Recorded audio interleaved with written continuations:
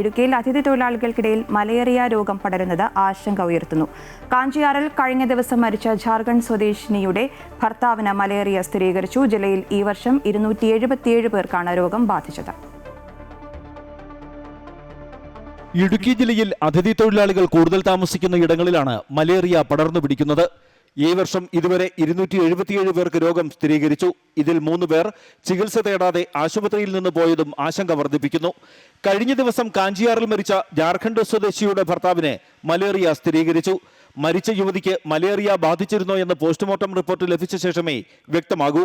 രോഗം പടരുന്ന സാഹചര്യത്തിൽ ആരോഗ്യവകുപ്പ് പ്രതിരോധ പ്രവർത്തനങ്ങൾ ഊർജിതമാക്കി. ഈ പ്രദേശങ്ങളിലെ മുഴുവൻ ചുറ്റുവട്ടത്തുള്ള മുഴുവൻ വീടുകളിലും ഫീവർ സർവേ നടത്തി, പനി സർവേ നടത്തി, ഉറവിടാശീകരണ സോഷ്യലൈസേഷൻ നടത്തി, അതുപോലെ IRS ഇൻസെക്ടിസൈഡൽ റെസിഡ്യൽ സ്പ്രേ വീടിനകത്ത് കൊതുക് വന്ന് മറ്റ് പകരാനുള്ള സാധ്യത ഒഴിവാക്കാനുള്ള ലക്ഷ്യത്തോടെ IRS നടത്തി.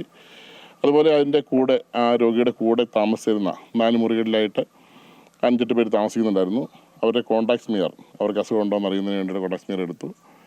ഇത്രയും പ്രതിരോധ പ്രവർത്തനങ്ങളും ആളുകൾക്ക് വേണ്ട ബോധവൽക്കരണ കാര്യങ്ങളുമാണ് ഇവിടെ ചെയ്തിരിക്കുന്നത്. ഇതര സംസ്ഥാനങ്ങളിൽ നിന്നും ഇടുക്കിയിലെ ഏലത്തോട്ടങ്ങളിൽ പണിക്കെത്തുന്ന തൊഴിലാളികളുടെ കൃത്യമായ വിവരം ആരോഗ്യവകുപ്പിന്റെ പക്കലില്ല. ഇതുമൂലം രോഗപരിശോധനയ്ക്കോ ചികിത്സ നൽകുന്നതിനോ പലപ്പോഴും കഴിയാറില്ല. മലേറിയയ്ക്ക് പുറമെ മന്ത് പോലെയുള്ള രോഗങ്ങളും അതിഥി തൊഴിലാളികൾക്കിടയിൽ വ്യാപകമാണ്.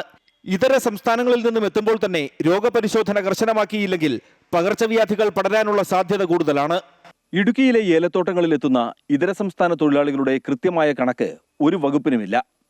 ആരോഗ്യവകുപ്പ് നേരിടുന്ന പ്രധാന വെല്ലുവിളിയും ഇതുതന്നെയാണ്. MC Boban, Amrita News, Idukki.